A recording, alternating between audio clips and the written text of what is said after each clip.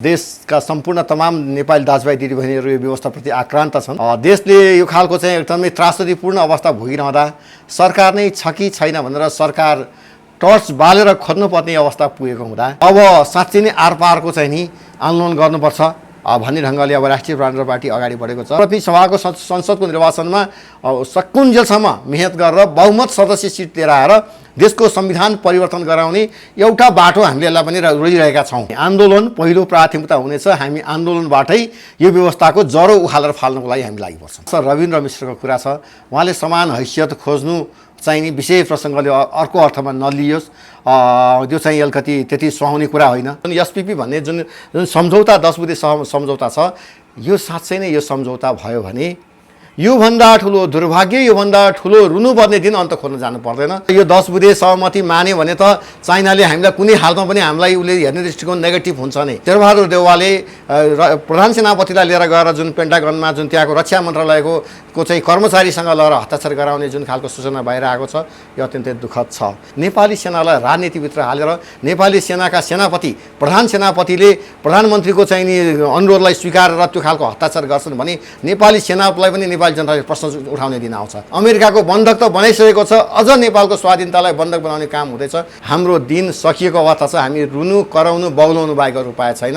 धेरै पीडादायी छ विषय। चार पाटे मुडेर मलाई देश निकाला गरियोस् भनेर गगन थापाले माग राख्नु भएको छ। बिचरा गगन थापाको माग पनि मैले पुरा हुने देख्दैछु।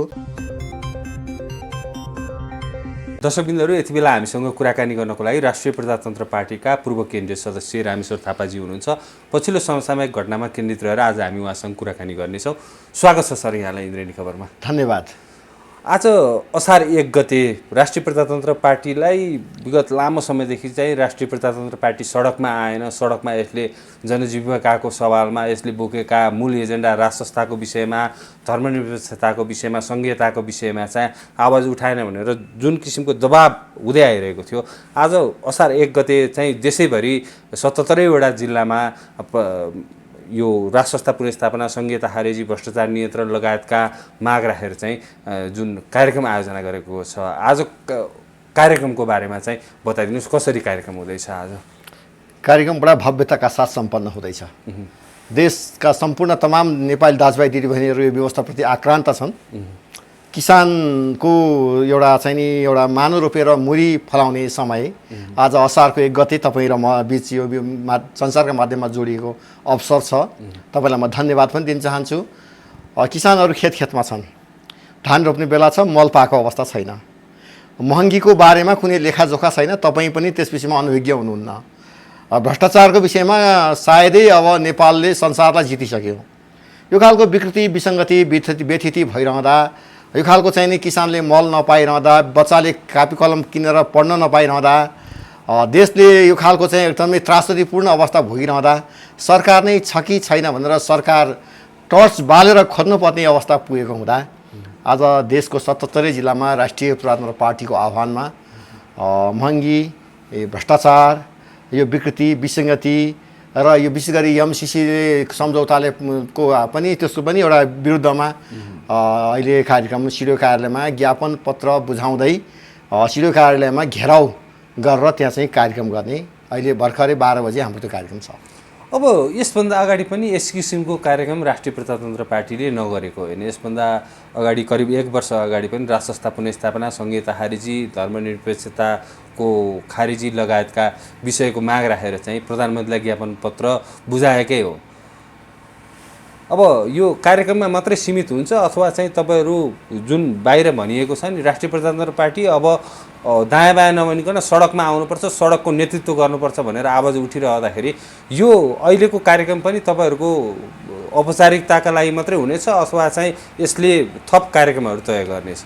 नेपाली जनताको चासो र चिन्ताका विषयमा, नेपाली जनताको जनजीविकाका विषयमा राष्ट्रिय प्रजातन्त्र पार्टी यो देशको एउटा सशक्त र राष्ट्रवादी दल भएका नाताले जनताका आवाज बोल्नु यसको नैतिक दायित्व, जवाफदेहिता र कर्तव्य हो। यसै सिलसिलामा राष्ट्रिय प्रजातन्त्र पार्टीले लामो समयदेखि यो यस्ता विषयमा आफ्ना आवाजहरू बोलिरहेको छ। यस्ता आवाजहरू उसले मुखरित गरिरहेको छ। यसरी आवाजहरू दिने क्रममा राष्ट्रिय प्रजातन्त्र पार्टीले चरणबद्ध रूपमा यो कार्यक्रमहरू अगाडि सारेको तपाईँ हामीलाई थाहा छ। त्यसो हुँदै गर्दा यो आफैमा एउटा औपचारिकता मात्रै प्रदान गर्नका लागि होइन, राष्ट्रियता, राष्ट्रको अखण्डता, राष्ट्रको सार्वभौम सत्ता, राष्ट्रको स्वाधीनता र नेपाली जनताहरूको जनजीविकाका विषयमा राष्ट्रिय प्रजातन्त्र पार्टीले निरन्तर सधैँभरि कार्यक्रम अगाडि बढाएको छ, बढाइरहन्छ र अब यस्तो चरणमा यस्तो ठाउँमा आइपुगेको छ राष्ट्रिय प्रजातन्त्र पार्टी।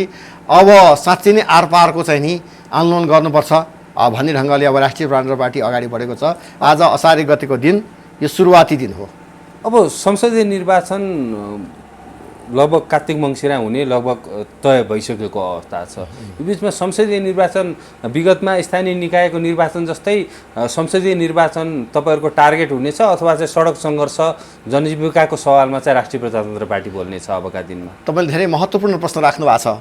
राष्ट्रिय प्रजातन्त्र पार्टीले संघीयतालाई स्वीकार गर्दैन।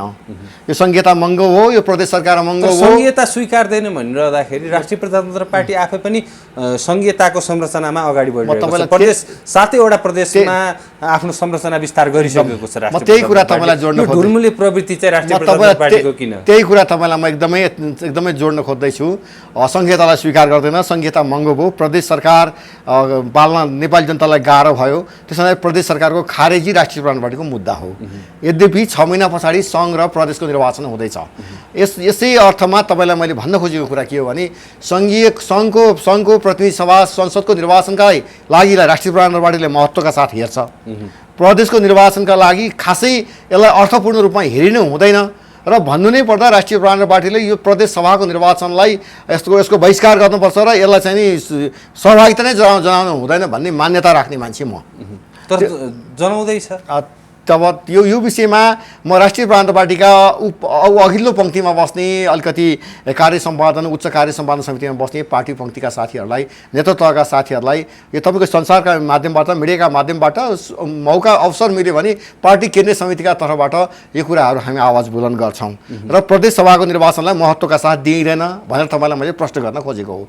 अर्को भनेको जुन सङ्घको निर्वाचन छ त्यसमा राष्ट्रिय प्रजातन्त्र पार्टीले महत्त्वपूर्ण भूमिका निर्वाह गर्छ र सङ्घमा प्रतिनिधि सभाको संसदको निर्वाचनमा सकुन्जेलसम्म मेहनत गरेर बहुमत सदस्य सिट लिएर आएर देशको संविधान परिवर्तन गराउने एउटा बाटो हामीले यसलाई पनि रोजिरहेका छौँ आजका दिनसम्म। सडक आन्दोलन एउटा बाटो छ, अर्को भनेको संसदबाट पनि हामीले बहुमत सिद्ध गरेर यो व्यवस्था परिवर्तन गर्ने बाटोमा लागेका हुनाले प्रतिनिधि सभा र को निर्वाचनमा हाम्रो केही महत्त्व त हुन्छ नै। यद्यपि अहिलेको वर्तमान परिस्थितिमा यो विकृति, विसङ्गति, यो भ्रष्टाचार, यो महँगीका विरुद्धमा यो राज्यले दिएका चाहिँ अत्यन्तै चाहिँ नि त्रासदीपूर्ण अवस्थामा सरकारले छ कि छैन भनिरहेको बेलामा देशी विदेशीको चाहिँ दिनदहाडै नाङ्गो नाच र हस्तक्षेप भइरहेको बेलामा राष्ट्रिय प्रजातन्त्र पार्टीका तर्फबाट आन्दोलनको विकल्प छैन। आन्दोलन हुन्छ र आन्दोलनलाई नै हामी पहिलो प्राथमिकतामा राख्छौँ। आन्दोलन पहिलो प्राथमिकतामा हुनेछ अबको दिनमा राष्ट्रिय प्रजातन्त्र पार्टीको? एकदमै आन्दोलन पहिलो प्राथमिकता हुनेछ। हामी आन्दोलनबाटै यो व्यवस्थाको जरो उखालेर फाल्नको लागि हामी लागि पर्छौँ। त्यो सम्भव छ? अब राष्ट्र संस्था पुनर्स्थापनाको सम्भावनै छैन भनेर दलहरूले भन्न थालिसके। अब अरूले के भन्छन् भन्ने कुराले माने राख्दैन। नेपालीहरू एकताको प्रतीक, नेपालको शान्ति र सुशासन र विश्व 240 देशहरूको नक्सामा नेपाल एउटा हिन्दू सम्राटको एउटा हिन्दू राजा बस्ने देश, एउटा चाहिँ नेपालको आफ्नै खालको राज संस्थाको एउटा पौराणिक र एउटा चाहिँ एकदमै महत्त्वपूर्ण इतिहास छ। त्यसो हुनाले नेपालको राष्ट्रिय प्रजातन्त्र पार्टीले चाहँदैमा राष्ट्र संस्था पुनर्स्थापना हुन्छ। राष्ट्रिय प्रजातन्त्र पार्टीले चाहने हो र नेपाली जनतालाई यसमा समाहित गर्ने हो। नेपाली जनता सबैलाई के थाहा छ भने राष्ट्रिय प्रजातन्त्र पार्टीको विकल्प छैन। अब नेपाली जनताले राष्ट्रिय प्रजातन्त्र पार्टीलाई साथ, समर्थन र सहयोग गरेर देशलाई, राष्ट्रलाई जोगाउनको लागि उहाँहरूले साथ र सहयोग गर्नुहुनेछ। त्यसै मानेमा पनि राष्ट्रिय प्रजातन्त्र पार्टीले यो मुद्दामा सफल हुन्छ। यसको लागि चाहिँ समान विचारधाराहरू भएकासँग एकता हुने कुरा थियो। त्यो अनुसार कामहरू अगाडि बढिरहेको पछिल्लो समय हेर्ने हो भने चाहिँ केही अभियान सङ्घ संस्थाहरू प्रवेश गरिसकेका छन्। अहिले पनि रविन्द्र मिश्रको प्रवेशको जुन चर्चा चलिरहेको छ, रविन्द्र मिश्रले समान हैसियत मागिरहेको भन्ने चर्चा आम सञ्चार माध्यममा आइरहेको छ नि। अब त्यो यसप्रति तपाईँको के धारणा छ? तपाईँको प्रश्न एकदम शाश्वत सत्य हो र यो स्वाभाविक पनि हो कि राष्ट्रिय प्रजातन्त्र पार्टीका विगतको इतिहासमा भएका मतदाता, पार्टीका शुभेच्छक, शुभचिन्तकहरूले राष्ट्रिय प्रजातन्त्र पार्टी ठुलो नहुने रहेछ, त्यस हुनाले पार्टीमा अत्यन्तै बौद्धिक व्यक्तित्वहरू, पार्टीका तमाम मतदाताहरू, नेपाली नागरिकहरूलाई पार्टीमा आबद्ध बनाउँदै लैजाने, पार्टी ठुलो बनाउँदै लैजाने राष्ट्रिय प्रजातन्त्र पार्टीको नीति सिद्धान्त र विचारभित्र पर्छ। यो स्वाभाविक प्रक्रिया हो। पार्टीका माननीय अध्यक्ष राजेन्द्र लिङ्गदेनले पनि पार्टी ठुलो बनाउनका लागि राष्ट्रिय प्रजातन्त्र पार्टीमा धेरै मान्छेलाई जोड्दै आउनु भएको छ, धेरै मान्छे जोडिन आउनु भएको छ काङ्ग्रेस कम्युनिस्टबाट। उहाँलाई म यो तपाईँको कार्यक्रमका माध्यमबाट उहाँलाई म स्वागत भन्दै धन्यवाद पनि दिन चाहन्छु। जहाँसम्म रविन्द्र मिश्रको कुरा छ, उहाँले समान हैसियत खोज्नु चाहिँ नि विषय प्रसङ्गले अर्को अर्थमा नलियोस्, त्यो चाहिँ अलिकति त्यति सुहाउने कुरा होइन।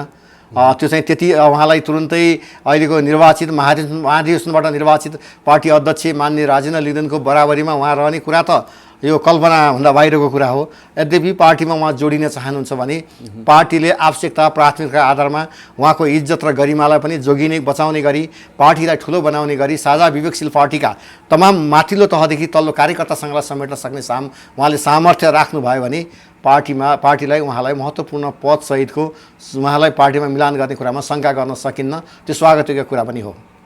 महत्त्वपूर्ण भूमिका राख्ने पार्टीमा व्यक्तित्वहरू चाहिँ कमल थापाको राप्रपा नेपालमा जानुभएको थियो, चन्द्रबहादुर गुरुङ, उद्धव पौडेलहरू, उहाँहरू फर्किनु भएको छ। यो फर्किनुलाई चाहिँ कसरी हेर्नुहुन्छ तपाईँले? अब यसलाई एकदम सामान्य रूपमा लिएको छु मैले। राजनीतिमा कहिले पनि स्थायी शत्रु र स्थायी मित्र हुँदैन भन्ने खालको एउटा राजनीतिमा उक्ति छ। यसलाई उहाँहरूले चरितार्थ गर्नुभएको छ। केही दिन अगाडि उहाँले राष्ट्रिय प्रजातन्त्र पार्टी नेपाल, जुन हाम्रो पार्टीका निवर्तमान अध्यक्ष मेरो कमल दाईले त्यो पार्टी उहाँले खोलेको भन्दा नि अरू कसैले पार्टीलाई उहाँले लिएर कसरी फर्किनु भयो त उहाँहरू? उहाँलाई अब केही समय एउटा व्यक्तिले एउटा क्लब जस्तो एउटा संस्था खोलेर बस्नु भएको थियो। उहाँलाई त्यतिखेर आक्रोश, कुण्ठा, पार्टीमा महाधिवेशन हार्नुभएको, त्यो कारणले त्यो संस्थामा उहाँ आबद्ध हुनुभयो। त्यो संस्थामा उहाँले सदस्य बनाउनु भएको थियो। अहिले भलै अब राष्ट्रिय प्रजातन्त्र पार्टीको मुद्दा, राष्ट्रवादी मुद्दा, हिन्दुत्व, राज संस्था, संघीयता विरुद्धको मुद्दा, भ्रष्टाचारलाई चाहिँ खारेजी गर्ने, नेपाल राष्ट्रको स्वाधीनता जोगाउने, राष्ट्रको अखण्डता जोगाउने राष्ट्रिय प्रजातन्त्र पार्टीको विकल्प छैन भन्ने कुरा तमाम नेपालीले बुझिसके। मेरो आदरणीय दाइ चन्द्रबहादुर गुरुङलाई र उद्धव पौडेललाई बुझ्न गाह्रो छैन। त्यसो उहाँले पार्टीमा आउनुभएको छ। उहाँहरू धन्यवादका पात्र हुनुहुन्छ। जस्तो यसभन्दा अगाडि स्थानीय निकायको निर्वाचनभन्दा अगाडि जुन एक किसिमको लहर देखिएको थियो त्यो पार्टी प्रवेश गर्ने राष्ट्रिय प्रजातन्त्र पार्टीमा, अहिले पनि व्यक्तिहरू चाहिँ पार्टीमा गएर पार्टी कार्यालय धाउँदै खोज्दै हिँड्ने क्रम त त्यो जारी नै छ। बिचमा पार्टीले चाहिँ सोचे अनुसारको परिणाम स्थानीय निकायको निर्वाचनमा ल्याउन सकेको छैन। तथापि नेतृत्व अध्यक्ष राजेन्द्र लिङ्गदेनले यो परिणाम उत्साहजनक भनिरहेको अवस्थामा चाहिँ अब संसदीय निर्वाचनमा चाहिँ कसरी अगाडि बढ्नुपर्छ राप्रपा? जस्तो अहिले असार 1 गते जुन प्रधानमन्त्रीलाई ज्ञापन पत्र बुझाएर जुन सुरुवात भयो भनेर तपाईँले भन्नुभयो, संसदीय निर्वाचनमा तपाईँले भने जस्तै एउटा बलियो शक्तिको रूपमा स्थापित हुनको लागि राष्ट्रिय प्रजातन्त्र पार्टी कसरी अगाडि बढ्नुपर्छ? अब राष्ट्रिय प्रजातन्त्र पार्टी जुन ढङ्गले अगाडि बढेको छ, निश्चय नै यो अलिकति केही सुस्त हो कि जुन ढङ्गले एउटा मान्छेले एउटा आशातीत हिसाबले राष्ट्रिय प्रजातन्त्र पार्टीलाई विगतको स्थानीय तह निर्वाचन अगाडि हेरेका थिए। अब गणतन्त्रले दिएको जुन खालको सकसलाई यसले चाहिँ कम्तीमा पनि मलम लगाउने काम गर्छ कि भन्ने खालको जुन आशातीत नेपाली मेची महाकालीका नेपाली दाजुभाइ दिदीबहिनीले जुन खालको हेरेका थिए, त्यो ढङ्गले चाहिँ राष्ट्रिय प्रजातन्त्र पार्टी अगाडि बढ्न सकेन कि भनेर जुन खालको एउटा पार्टीलाई माया गर्ने, एउटा एजेन्डालाई माया गर्ने देशवासी नेपाली दाजुभाइ दिदीबहिनीहरूको तपाईँको जस्तै चिन्ताको विषय भने निश्चय नै छ। यद्यपि यो बेलामा राष्ट्रिय प्रजातन्त्र पार्टीका नेतृत्व तहका नेतृत्वका साथीहरूले यो वा त्योको नाउँमा होइन, यो नजिक वा त्यो टाढाका नाउँमा होइन, यो जात वा त्यो भाषा धर्म संस्कृतिका नाउँमा होइन, तमाम राष्ट्रिय प्रजातन्त्र पार्टीसँग जोडिन चाहने, जोडिएका र लामो समय 32-35 वर्षदेखि पार्टीका लागि दिनरात काम गर्ने, अहोरात्र जीवन चाहिँ नि त्यसमा चाहिँ नि लगाएका पार्टीका चाहिँ नि कार्यकर्ता पङ्क्तिका साथीहरूलाई उहाँको क्षमता, योग्यता, कार्यकुशलतालाई समेट्दै पार्टीलाई जोड्दै लानुपर्ने देखिन्छ। यद्यपि कहीँ कतै त्यस्ता कमजोरी भएको भन्ने खालका गुनासाहरू भएको अवस्था छ। त्यसलाई जोडेर खोलेर लिएर गयो भने पार्टीले अझै पनि ठुलो आकार लिनेमा शङ्का छैन। समग्रमा राष्ट्रिय प्रजातन्त्र पार्टी जस्तो एउटा राष्ट्रवादी शक्ति जसले देशको बारेमा बोल्छ, जसले धर्मको बारेमा बोल्छ, राज संस्थालाई पुनर्स्थापित गरेर भन्छ, भ्रष्टाचारलाई झरैसँग फाल्ने कुरा गर्छ, त्यति राम्रो पवित्र पार्टीमा समय लाग्ला, पार्टी ठुलो हुने कुरामा शङ्का गर्न सकिन्न। अलिकति अहिले यो चर्चामा आएको स्टेट पार्टनरसिप प्रोग्रामको जुन प्रस्तावको विषयमा चाहिँ जुन एक किसिमको तरङ्ग आइरहेको छ, सँगसँगै प्रधानमन्त्री देउबाको आसन्न अमेरिका भ्रमणलाई लिएर पनि जुन किसिमको तरङ्ग आएको छ, संसदमै पनि संसदीय समितिहरूमा पनि यो विषयमा आवाज उठिरहँदाखेरि चाहिँ यो एसपिपी जुन स्टेट पार्टनरसिप प्रोग्राम छ, यसलाई कसरी हेर्नु भएको छ तपाईँले? एमसिसी पास भइसकेपछि यस्ता किसिमका सम्झौताहरू किन पटक पटक आइरहेका छन् र यो किसिमका सम्झौतामा चाहिँ अहिलेको सरकारले चाहिँ किन चासो दिइरहेको छ, तपाईँले कसरी हेर्नु भएको छ? तपाईँले यस्तो आजको तपाईँको छलफल, तपाईँ र म जुन खालको छलफल गर्दैछौँ, छलफलको वातावरणमा तपाईँले यस्तो खालको एजेन्डा पनि तपाईँले मलाई छलफल गर्नको लागि एउटा ल्याइदिनु भएको छ। तपाईँको प्रश्नमै मलाई मनमै चिसो भएर आइसक्यो। म दुखी छु। एमसिसी जस्तो राष्ट्रघाती सन्धि सम्झौतामा हस्ताक्षर नगरौँ, यसलाई फिर्ता गरौँ भनेर हामीले मानिसहरूको सडकलाई अवरुद्ध गऱ्यौँ। हाम्रो थुप्रै साथीहरू घाइते हुनुभयो। हाम्रो पार्टीका अध्यक्ष मान्य राजेन्द्र लिङ्गनले संसदमा चर्को आलोचना गर्नुभयो, तर त्यो कुरा सुनवाई भएन। एकदमै नौटङ्की ढङ्गबाट एकतर्फी रूपमा एमसिसीलाई पास गरिएको घोषणा गरियो। त्यसको एउटा चाहिँ दूरगामी असरको रूपमा यो एउटा एसपिपी भन्ने एउटा जुन सम्झौतालाई ल्याएको छ, यो तपाईँको जुन स्टेट पार्टनरसिप प्रोग्राम भनेर त ल्याइएको छ, जसमा 10 बुँदे सहमति अमेरिकाको इच्छा र चाहनामा जुन खालको 10 वटा बुँदा नेपालमा जुन नेपालका लागि प्रस्ताव गरिएको छ, यो अत्यन्तै दुर्भाग्यपूर्ण, अत्यन्तै दुःखद र तमाम नेपाली दाजुभाइ दिदीबहिनीहरूको लागि एकदमै यो विष बराबर छ। यो स्टेट पार्टनरसिप प्रोग्राम जुन एसपिपी भन्ने जुन सम्झौता 10 बुँदे सम्झौता छ, यो साँच्चै नै यो सम्झौता भयो भने योभन्दा ठुलो दुर्भाग्य, योभन्दा ठुलो रुनुपर्ने दिन अन्त खोल्न जानु पर्दैन। यो ठुलो दुर्भाग्य छ, साँच्चै पीडादायी छ यो। तर अमेरिकन दूतावासले चाहिँ यो आम सञ्चार माध्यममा आए जस्तो यस्तो किसिमको सम्झौता हुन लागेको होइन, कुनै देशले चाह्यो भने चाहिँ त्यसमा नकार्न सकिँदैन भन्ने किसिमको प्रतिक्रिया नै जनायो नि। यो आम सञ्चार माध्यममा यो कुराहरू आइसकेपछि, यी विषय चाहिँ संसदमा प्रवेश गरिसकेपछि होइन, एकदमै हेर्नुहोस्, यो जेसुकै भन्नुहोस्, अमेरिकाले यो 7 समुद्र पारीको अमेरिकाले भनेका कुराहरू नेपाल देशले मान्नु नै किन पर्यो? मैले बारम्बार तपाईँको मिडियामा अघि पनि भने थिएँ, आफ्नो देशको ढिँडो पिठो रोटी खाउँ, आँटा खाउँ र नेपालको स्वाधीनता र सार्वभौम सत्ता सम्पन्न नेपाली जनताका हामी नेपाल देशका नेपाली त्यो ढङ्गले बाँचौँ भनेर बारम्बार भन्दा नि हामीले सुख पाएनौँ। कसैको अनुदान दान भिक्षी हामी लिँदैनौँ भन्दा नि हामीले सुख नपाउने। आज चाइना तपाईँको रिसाइसकेको अवस्था छ। अझ यो 10 बुँदे सहमति मान्यो भने त चाइनाले हामीलाई कुनै हालमा पनि हामीलाई उसले हेर्ने दृष्टिकोण नेगेटिभ हुन्छ नै, यस्ता शङ्का छैन।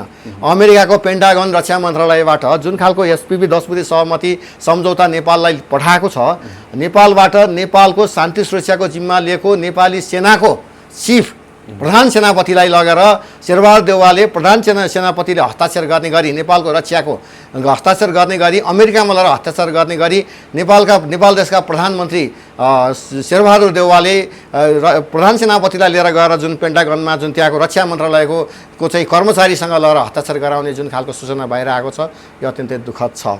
प्रधान सेनापति भनेको, नेपालको सेना भनेको देशको सीमास्तम्भ रक्षा गर्नको लागि हो। नेपाली जनताको चाहिँ नि हरेक नेपाली जनताको राष्ट्रियता, राष्ट्रको एकता, राष्ट्रको अखण्डता, राष्ट्रको चाहिँ नि स्वाधीनता, राष्ट्रको धर्म सम्प्रदायको रक्षा गर्नको लागि उभिएको एउटा सशक्त राजनीतिभन्दा माथि उठेको संस्था थियो र हुनुपर्छ। नेपाली सेनालाई राजनीतिभित्र हालेर नेपाली सेनाका सेनापति प्रधान सेनापतिले प्रधानमन्त्रीको चाहिँ नि अनुरोधलाई स्वीकारेर त्यो खालको हस्ताक्षर गर्छन् भने नेपाली सेनालाई पनि नेपाली जनताले प्रश्न उठाउने दिन आउँछ। नेपाली सेना देशको रक्षा गर्नको लागि गठित संस्था हो। नेपाली जनताको नेपालको राष्ट्रियता जोगाउने संस्था हो। आज नेपालको राष्ट्रियता ध्वस्त पार्नको लागि विदेशी सेना, अमेरिकी सेनालाई नेपालमा ल्याएर खुल्ला चाहिँ ब्यारिक, नेपाली सेनाको ब्यारिकमा उनीहरूको हालिमुहाली हुने गरी खुल्ला हतियार लिएर गाउँका चाहिँ नि मेची महाकाली डुल्ने गरी ठाउँमा ब्यारिक खोलेर चाहिँ सैनिक तैनात हुने गरी नेपालीको चाहिँ नि स्वाधीनता र स्वाभिमानमा आँच पुग्ने गरी राष्ट्रियता खलबलाउने गरी नेपालीको मुटुमा चाहिँ नि उनीहरूको सङ्गीन बन्दुक तेर्साउनका लागि देशको प्रधानमन्त्री शेरबहादुर देउवाले देशको सेनापति प्रधान सेनापति चिफलाई लिएर गएर जुन रक्षा मन्त्रालयको अमेरिकाको पेन्टागनमा गएर जुन हस्ताक्षर गरेर नेपाललाई चाहिँ नि अमेरिकाको बन्धक त बनाइसकेको छ, अझ नेपालको स्वाधीनतालाई बन्धक बनाउने काम हुँदैछ। यो अत्यन्तै दुःखद दुर्भाग्यपूर्ण र पीडादायी छ। अलिकति पनि हामीसँग साहस छ, साँच्चै हामी जिउँदो छौँ, मरेका छैनौँ भने म तमाम मिडियाकर्मी तपाईँको मिडियाका माध्यमबाट अत्यन्तै महत्त्वपूर्ण सञ्चारका माध्यमबाट तमाम नेपाली दाजुभाइ दिदीबहिनीलाई म सबैलाई निवेदन गर्न चाहन्छु, उठौँ, कम्तीमा पनि यो 10 बुँदे एसपिपी भनेको जुन सम्झौता छ त्यो सम्झौता हुन नदिनको लागि लडौँ, जुधौँ र देशलाई जोगाउनको लागि अगाडि बढौँ भनेर म अपिल गर्न चाहन्छु। नत्र भने हाम्रो दिन सकिएको अवस्था छ। हामी रुनु, कराउनु, बौलाउनु बाहेक अरू उपाय छैन। धेरै पीडादायी छ विषय। तपाईँले सेनाको कुरा जोड्नुभयो। सेनाले त सरकारले भनेको मान्ने न हो।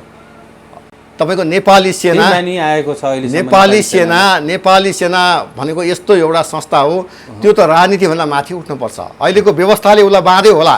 यो गणतन्त्र व्यवस्था बेठिक छ भनेर म बोल्दै आएको मान्छे हो। नेपालको संविधान 2072 आफैमा ठिक छैन।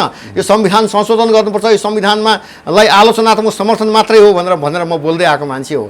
जुन खालको नेपाली सेना, नेपालको चाहिँ एउटा चाहिँ नि सेनालाई चाहिँ राजनीतिको भित्र गापेर राजनीतिबाट चाहिँ उसलाई चलाउने जुन काम भएको छ, यो दुर्भाग्यपूर्ण छ। नेपालको सेनापति, नेपालको प्रधान सेनापतिले भन्न सक्नुपर्छ अहिले राष्ट्रलाई आँच पर्ने कुरा, राष्ट्रलाई चाहिँ नि घात हुने कुरा, राष्ट्रको स्वाभिमान गिर्ने कुरा, राष्ट्रियता झुक्ने कुरा, नेपाली जनता रुनुपर्ने र नेपाली जनताले दुःख पाउने कुरामा म प्रधान सेनापति भएर यो सन्धि सम्झौतामा हस्ताक्षर गर्न सक्दिनँ। अमेरिकाको पेन्टागनमा रक्षा मन्त्रालयबाट हुनसक्छ भने यो देशमा पनि रक्षा मन्त्रालय त छ त, त्यसबाट गराउनुहोस्, तर म गर्न सक्दिनँ भनेर प्रधान सेनापति त्यहाँबाट उम्किनुपर्छ। होइन भने प्रधान सेनापतिबाट म पदबाट बाहिर जान्छु, जान तयार छु। प्रधान सेनापतिबाट म बाहिर जान तयार छु, तर म यसमा सन्धिमा सम्झौतामा म हस्ताक्षर गर्दिनँ भनेर प्रधान सेनापतिले त्योबाट बाहिर आउनुपर्छ। त्यसमै उहाँको कल्याण हुन्छ। नत्र भने उहाँले पनि जीवनभर यस कलङ्कको चाहिँ उहाँले इतिहासको चाहिँ कलङ्कको टिका लाउनु पर्नेछ। म प्रधान सेनापतिलाई यसै मिडिया मार्फतमा सविनय आग्रह गर्न चाहन्छु, तपाईँले यस मामलाबाट तपाईँले उहाँलाई प्रधानमन्त्रीलाई सम्झाउनुहोस् र यो गर्न हुँदैन भन्नु पऱ्यो र तपाईँ त्यहाँबाट बाहिर निक्लाउनको लागि म अनुरोध गर्न चाहन्छु। यो विषयमा सेनाको परमाधिपति राष्ट्रपतिले पनि बोलिसकेको अवस्था छ। सरकारसँग यो सम्झौताको विषयलाई लिएर चाहिँ चासो जुन देखाइएको छ, असन्तुष्टिका स्वरहरू चाहिँ राष्ट्रपतिबाट आउनुले चाहिँ सरकार यो एसपिपी सम्झौता पारित गर्न चाहने, राष्ट्रपति नचाहने अवस्थामा चाहिँ कस्तो किसिमको अवस्था निम्तिन्छ यहाँ? यो त निश्चय नै राम्रो कुरा होइन। यो राजनीतिभित्रको राजनीति। हिजो केपी ओली प्रधानमन्त्री हुँदा पनि एमसिसी सम्झौतालाई प्रस्तावलाई पास गराउनको लागि धेरै ठुलो महत्त्वपूर्ण भूमिका निर्वाह गरेका प्रधानमन्त्री। अहिले एमालेकै सांसदहरूले 5000 सेना गुप्त रूपमा बसिरहेका छन्, अमेरिकी सेना भनेर अभिव्यक्ति दिएको अवस्था छ। प्रदीप गेवालीले त नेपालको हालत युक्रेनको जस्तै हुन्छ यो सम्झौता अगाडि बढेमा भनेर अभिव्यक्ति दिइसकेको अवस्था छ। एउटा नेपालीमा उखान छ, काले काले मिलेर खाउँ भाले भन्ने उखान तपाईँले सुन्नुभएको हुनसक्छ। यसलाई चरितार्थ गरेको मात्रै हो। हेर्नुहोस्, मैले बारम्बार भन्दै आएको कुरा, मैले विषय प्रसङ्गले अर्को अर्थमा नबुझिदिनलाई म तमाम मसँग जोडिएका, मलाई हेर्नुभएका, मलाई सुन्नुभएका तमाम राष्ट्र नेपाली दाजुभाइ दिदीबहिनीहरूलाई म निवेदन गर्न चाहन्छु, यो व्यवस्थै ठिक छैन। यो 62-63 पछाडि ल्याइएको यो सङ्घीय लोकतान्त्रिक गणतन्त्र नेपालको व्यवस्था यो साँच्चै नै दुर्भाग्यपूर्ण छ। हेर्नुहोस्, चाहे माओवादी भन्नुहोस्, चाहे काङ्ग्रेस भन्नुहोस्, चाहे एमाले भन्नुहोस्, चाहे मधेसवादी दल भन्नुहोस्, यिनीहरूका पार्टी फरक होला, नाम फरक होला, झन्डा फरक होला, तर यिनीहरू राष्ट्रघातका पक्षमा एकै ठाउँमा मिलेका छन्। भ्रष्टाचार गर्ने पक्षमा सधैँ एकै ठाउँमा छन्। देशलाई विभाजन गर्ने कुरामा यिनीहरू सधैँ एकै ठाउँमा छन्। आज यिनीहरूले नौटङ्की गर्न पर्दैन। हिजो केपी ओली प्रधानमन्त्री हुँदाखेरि यो एमसिसी परियोजनालाई लतारेर लिएर आएर नुवाकोटको 600 रुपैयाँभन्दा बढी जग्गा लालमोहर बनाएर पूर्जा बनाएर दिने केपी ओली प्रधानमन्त्री होइन भने यो एमसिसी परियोजना पास गर्नको लागि आतुर प्रधानमन्त्री केपी ओली होइन। आज उहाँका कार्यकर्ताले, उहाँका मन्त्रीहरूले तपाईँको यो खालको चाहिँ नौटङ्की गरिराख्नु पर्दैन। नेपाली जनताले चिनेका छन्, बुझेका छन्, सबै कुरो थाहा भइसकेका छन्, तर जवाफ दिनका लागि नेपाली जनता किन अझै पनि सचेत भएनन्, अझै पनि किन नेपाली जनता उठेनन् भन्ने विषयमा चाहिँ दुःखदायी कुरा छ। म तपाईँको सञ्चारका माध्यमबाट, तपाईँका मिडिया मार्फतबाट म फेरि आग्रह गर्न चाहन्छु, हेर्नुहोस्, देश भयो भने राजनीति गरौँला। देश भयो भने, देशै भएन भने कहाँ गएर राजनीति गर्ने, कोसँग बोल्ने? हेर्नुहोस्, देश भएन भने त्यसो हुनाले हामी देशै हुने नहुने, देशै विघटन हुने अवस्थामा पुग्दैछौँ। हामी नेपालीहरू स्वतन्त्र सार्वभौम भएर बाँच्ने अवस्थाबाट हामी चाहिँ नि एकदमै अन्यलमा जाँदैछौँ। हामी स्वतन्त्र रूपले डुल्न नसक्ने अवस्था आउनसक्छ। एक घरबाट अरू घरमा जान नसक्ने अवस्था आउनसक्छ। कसैसँग मनमा लागेको कुराहरू भन्न नसक्ने अवस्था आउनसक्छ। आफूलाई मनमा पीडा हुँदाखेरि मन खोलेर रुन नपाउने दिन आउनसक्छ। आउँदैछ, त्यो अवस्था सिर्जना हुँदैछ। तपाईँको बच्चा मेरो बच्चा भोलि खुल्ला स्कुलमा कापी कलम लिएर पढ्न जान नसक्ने दिन आउँदैछ। राति आरामले कापी कलम सिरानमा राखेर सुत्न नसक्ने दिन आउँदैछ। गोली बारुद र बम पड्केर कुनै पनि बेला मान्छे मरिने र मार्ने र देश युक्रेनको लाई पछ्याएर अगाडि बढिरहँदा पनि यो चाहिँ गणतन्त्रका नाउँमा शासन सत्ता कब्जा गरेर अपराध कर्ममा राजनीति गरेका चाहे एमाले चाहे काङ्ग्रेस चाहे माओवादीहरूले गरेका एकदमै कुठाराघात र आत्मघाती राष्ट्रघाती कामहरू गरिरहँदा पनि अझै पनि आफ्नो मेरो घर छँदैछ, मेरो बच्चाले पढेको छँदैछ, मलाई 2 छा खान पुगेकै छ भनेर जुन खालको चासो र चिन्ता नगरिकन अर्धमूर्छित अवस्थामा घरमा बसिरहनु भएका तमाम दाजुभाइ दिदीबहिनीहरूलाई म निवेदन गर्न चाहन्छु, उठ्नुहोस्, एकचोटि उठ्दिनुहोस्, प्लिज एकचोटि उठ्दिनुहोस् र यी अपराधीहरूलाई नाङ्गे झार पार्नलाई र राष्ट्र जोगाउनको लागि एकचोटि उठ्दिनलाई म आग्रह गर्न चाहन्छु। होइन भने पछुतो गरेर रुनुको विकल्पै छैन। यो पश्चातापको बाटोमा हामी दौडाउँदैछौँ। हुन्छ, अन्तिममा छौँ।